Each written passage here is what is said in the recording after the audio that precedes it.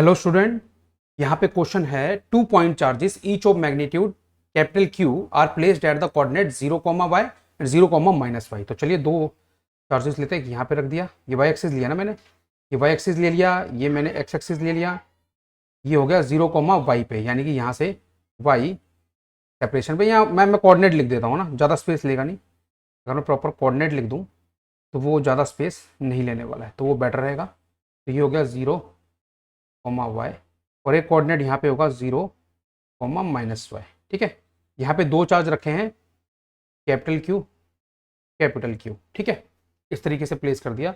A point charge small q of same polarity, यानी कि अगर मैं इन दोनों को पॉजिटिव मान के चल रहा हूँ तो स्मॉल क्यू भी पॉजिटिव चार्ज होगा। It can move along x axis, उसको एक्स एक्सिस के अलोंग मूव कर सकते हैं। तो आपको फिर चार ऑप्शन बताने हैं यहाँ पे। तो चलो मान लो मैं पहले कहीं किसी रैंडम पॉइंट पे है वो चार्ज, यहाँ पे है चार्ज, है ना, किसी एक्स सेपरेशन पे, है ना। यहाँ पे कौन सा चार्ज है? प्लस क्यू चार्ज है। ठीक है, इस पर्टिकुलर सेपरेशन पे। तो ध्यान से देखो, ये जो दूसरे चार्ज हैं वाई एक्सिस वाले, उनके कारण फोर्स कैसे लगेगा इस पे, देखते हैं। रिपल्सिव फोर्स लगेगा। ऊपर वाला जो प्लस क्यू चार्ज है उसके कारण फोर्स इस तरफ लगेगा। मैं मान लेता हूँ कुछ फोर्स एफ होगा, इसके कारण फोर्स एफ इधर लगेगा। बात क्लियर है? ठीक है, इस तरीके से फोर्स एक्ट कर रहा है और दोनों के कारण ऑब्वियसली पेयरिंग बिल्कुल सिमेट्रिकल है ना, तो दोनों के कारण जो फोर्स एफ एक्ट कर रहा है उसकी वैल्यू क्या होगी देखते हैं। ये एक्स हो गया, ये वाई हो गया, तो ये क्या होगा? Under root x square plus Y square. ये भी क्या होगा? Under root x square plus Y square. तो जो मैं एफ की वैल्यू यहाँ लिख सकता हूँ वो क्या आएगी? K into capital Q into small Q upon इसका स्क्वायर हो जाएगा, X square plus Y square का जो अंडर रूट है इसका स्क्वायर हो जाएगा। यही होता है ना फॉर्मूला, है ना। ये बात क्लियर है हमें? ये हमने कहाँ से लिया? कॉलम्स लॉ से सिंपली अप्लाई किया। अब देखो यहाँ पे एक बात और है, यहाँ पे कोई एक एंगल ले लो आप। इस एंगल को अगर थीटा लेते हो तो सिमेट्री के कारण ये एंगल भी थीटा आएगा। ठीक है, ये एंगल भी थीटा, ये एंगल भी थीटा। तो जो दोनों एफ आ रहे हैं यहाँ पे, यानी कि स्मॉल क्यू पे जो दो फोर्स कैपिटल एफ लग रहे हैं, उनके जो वर्टिकल कंपोनेंट है वो क्या आएंगे? एफ साइन थीटा, और एक नीचे की तरफ आएगा एफ साइन थीटा। ये दोनों कैंसिल आउट हो जाएंगे, तो नेट फोर्स कितना आ जाएगा इस तरफ? 2F cos theta. बात क्लियर है? तो जो एफ नेट आ रहा है, एफ नेट जो फोर्स आ रहा है स्मॉल क्यू पे, वो कितना आ रहा है? 2F cos theta. तो आ जाएगा 2 इंटू एफ की वैल्यू पुट करते हैं, K into capital Q into small Q upon X square plus Y square. अब बोलोगे सर ये वैल्यू कहाँ से? ये वैल्यू मैंने यहाँ से ली, into cos theta. Cos theta क्या होगा? X upon under root x square plus Y square. ये हमारा एफ नेट आ गया। अब आप जानना चाहते हो ऑप्शन ए के अंदर द फोर्स ऑन, ये नेट फोर्स आया है किस तरफ आ रहा है? ऑब्वियसली डायग्राम में दिख रहा है पॉजिटिव एक्स एक्सिस की तरफ। अब ये जो फोर्स है इसके लिए ऑप्शन ए में बोला है the force on small Q is maximum at X equal to plus minus one upon root two. ठीक है, तो कैसे करेंगे इसको सॉल्व? इसको सॉल्व करने के लिए हमें इसको एक्स के रिस्पेक्ट में डिफरेंशिएट कर देते हैं। किसके रिस्पेक्ट में डिफरेंशिएट करेंगे? देखो पहले इसको लिख लेता हूं मैं, 2 into K into capital Q into small Q into X upon X square plus Y square raise to the power 3/2। ये बात क्लियर है? अब इसको मैं क्या करूंगा, एक्स के रिस्पेक्ट में एफ नेट को डिफरेंशिएट करूंगा और उसको जीरो से इक्वेट कर दूंगा। तो वो काम मैं करता हूँ नेक्स्ट पेज पे। ठीक है, ध्यान रखिएगा मैं ये करने जा रहा हूँ। तो नेक्स्ट पेज पे सीधा जाते हैं। तो मैं डिफरेंशिएट करूंगा तो क्या आएगा? 2 into K cube D by D x of D by D x किसका लोगे आप? X upon X square plus Y square raise to the power 3/2। That should be, इसको जीरो से इक्वेट कर दिया है ना। अब क्या आएगा यहाँ पे? ये बहुत सिंपल है, यहाँ पे आ जाएगा X square plus Y square raise to the power 3/2 का होल स्क्वायर। यही आता है ना। ठीक है, इसको अब ऊपर ले लेंगे, x square plus Y square raise to power 3/2 d by D x of x minus x into d upon d x किसका? X square plus Y square raise to the power 3/2 का। ठीक है, अब आगे बढ़ते हैं। ये तो ऊपर जाकर जीरो हो जाएगा, यहाँ पे क्या बचेगा? X square plus Y square raise to the power 3/2 minus x into, अब यहाँ पे क्या होगा? यहाँ पे जब आप डिफ्रेंशिएट करोगे तो आ जाएगा 3/2 of X square plus Y square 3/2 minus 1, और फिर चेन रूल लगाओगे तो आपका आंसर आ जाएगा यहाँ पे 2x that is equal to 0। ये मतलब सिंपल गेम है, ये मतलब सिंपल कॉन्सेप्ट है जो आप खुद भी जानते हो। X square plus Y square raise to the power 3/2 minus 2 से 2 बच्चे कैंसिल आउट हो जाएगा, आ जाएगा -3 X square X square plus Y square 3/2 minus 1 यानी 1/2 इक्वल टू 0। ठीक है, यहाँ तक सही जा रहा है एकदम। ठीक है, चलो आगे बढ़ते हैं फिर। तो यहाँ से मैं कुछ कॉमन ले लूँगा, वो ले लूँगा X square plus Y square, 1/2 common ले लूँगा, तो यहाँ बचेगा X square plus Y square minus 3x square equal to 0।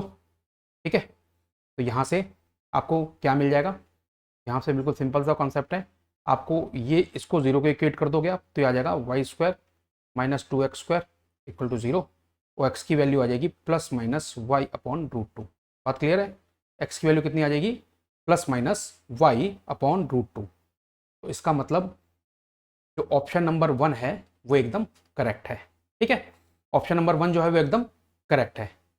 इतना क्लियर है आपको? यहाँ तक का सारा एक्सप्लेनेशन और सारी कैलकुलेशन क्लियर है आपको? यहाँ पे मैंने कैलकुलेशन करके दिखाई है आपको। अब बात करते हैं ऑप्शन बी की।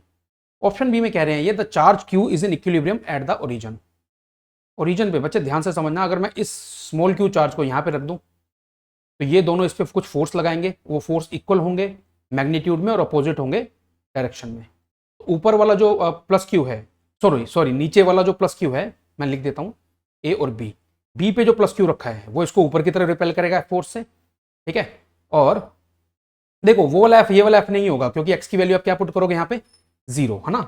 ओरिजिन पे रखने का मतलब है कि एक्स की वैल्यू 0 हो गई। ठीक है, तो 0 होगी तो यहाँ से फाइंड आउट कर लेते हैं कितना आंसर आएगा, के into capital Q into small Q upon ये आ जाएगा आपका वाई स्क्वायर, है ना। ये फोर्स, अब इस फोर्स की बात हो रही है, तो नीचे वाला जो चार्ज है बी पे जो प्लस क्यू चार्ज रखा है वो ये एफ फोर्स ऊपर लगाएगा, ऊपर वाला जो कैपिटल ए है वो यही एफ फोर्स नीचे लगाएगा। नेट कितना आ जाएगा, ये दोनों कैंसिल आउट हो जाएंगे एक तरीके से, और जो नेट फोर्स आएगा वो 0 आएगा। तो यानी कि ओरिजिन पे स्मॉल क्यू के ऊपर नेट फोर्स जो है वो 0 है। तो इसका मतलब चार्ज क्यू जो है अगर उसको हम वहां पे रख दें तो उस पर नेट फोर्स क्या आने वाला 0, यानी कि वो इक्विलिब्रियम पोजीशन है। तो ऑप्शन नंबर बी भी आपका एकदम करेक्ट है। बात क्लियर है? ठीक है, अब बात ये आती है कि सी और डी ऑप्शन आपको चेक करने हैं। पहले डी ऑप्शन देखो, for any position of small Q other than the origin the force is directed away from the origin. ये हम देख चुके हैं। कहाँ पे, यहाँ पे देखो डायग्राम में मैं सर्कल कर रहा हूँ, ये देखो ओरिजिन से अवे आ रहा है। बात क्लियर है? अगर उसी क्यू को मैं यहाँ पे रख दूँ मान लो, तो उस पर एक फोर्स एफ ऐसे लगेगा, एक फोर्स एफ ऐसे लगेगा, 2f cos थीटा इस तरफ लग जाएगा ना, again away from the origin. तो ये जो यहाँ नेट फोर्स आ रहा है वो भी अवे फ्रॉम ओरिजिन आ रहा है, और यहाँ पे भी जो नेट फोर्स आ रहा है वो भी अवे फ्रॉम ओरिजिन आ रहा है। ये बात क्लियर है आपको? ये बात एकदम क्लियर है आपको? ठीक है, तो जब अवे फ्रॉम ओरिजिन फोर्सेस आ रहे हैं तो ऑप्शन नंबर डी क्या है आपका, एकदम करेक्ट है। For any position of small Q other than the origin, origin पे तो 0 आ रहा था ना, तभी तो हमने बी ऑप्शन मार्क कर दिया था इक्विलिब्रियम के लिए। तो डी में बोला है for any position of small Q other than the origin the force is directed away from the origin. D भी एकदम ठीक है। अगर डी ठीक है तो सी ठीक नहीं हो सकता। सी में बोला है the charge small Q performs an oscillatory motion about the origin. नहीं, कोई भी पार्टिकल ओरिजिन के अबाउट अगर ऑसिलेट करना चाहता है तो अगर ओरिजिन से थोड़ा भी इधर उधर लेके गए तो उसके ऊपर जो नेट फोर्स लगना चाहिए, डायग्राम में बता रहा हूं, स्मॉल क्यू को आप यहां पे रखो, रेड से दिखा रहा हूं, या आप यहां पे रखो, इन दोनों केसेस में इसके ऊपर रीस्टोरिंग फोर्स लगना चाहिए towards the origin. Small Q को अगर ऐसे रखा है तो नेट फोर्स पीछे की तरफ लगना चाहिए, अगर आपने यहां रख दिया तो यहां पे भी नेट फोर्स ओरिजिन की तरफ लगना चाहिए, तभी तो ऑसिलेट करेगा। ऑसिलेशन में एक बहुत अच्छी प्रॉपर्टी होती है कि जैसे ही पार्टिकल इक्विलिब्रियम पोजीशन से किसी भी एक तरफ या दूसरी तरफ जाता है एक्सट्रीम पोजीशन की तरफ, तो उसके ऊपर जो फोर्स लगने लग जाता है वो आपका मीन पोजीशन की तरफ लगने लग जाता है, या मीन पोजीशन या इक्विलिब्रियम पोजीशन की तरफ लगने लग जाता है, इसीलिए वो फिर रिटार्ड करता है, फिर वो वापस आ जाता है। बात क्लियर है? ऑसिलेटरी मोशन तो हो ही नहीं सकता ना यहाँ पे, क्योंकि यहाँ पे पार्टिकल एक बार आपने ओरिजिन से इधर उधर किया तो वो या तो एक्स एक्सिस की तरफ, अगर आपने देखो यहाँ पे पार्टिकल को ओरिजिन से मान लो यहां मूव करा दिया, देख लो डायग्राम में मैं बना रहा हूं, तो वो इस तरफ भाग जाएगा।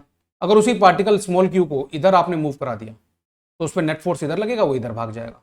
तो ये पार्टिकल जो है यहाँ पे वो ऑब्वियसली स्टेबल इक्विलिब्रियम में तो है ही नहीं, पहली बात तो ये भी है ना। और इस पार्टिकल पे कोई भी रीस्टोरिंग फोर्स नहीं लग रहा, जो भी नेट फोर्स लग रहे हैं जब उसको ओरिजिन पे हम नहीं रखते तो जो भी नेट फोर्स यहाँ पार्टिकल पे लग रहा है वो अवे फ्रॉम ओरिजिन लग रहा है, तो इस केस में ऑसिलेटरी मोशन परफॉर्म कर ही नहीं सकता। तो आपका ऑप्शन नंबर सी क्या है, रॉन्ग है। तो option number A, option number B and option number D are correct options. So I hope I have answered your question. आपको पूरा का पूरा कॉन्सेप्ट समझ आया, क्लियर हुआ concept? Thank you very much.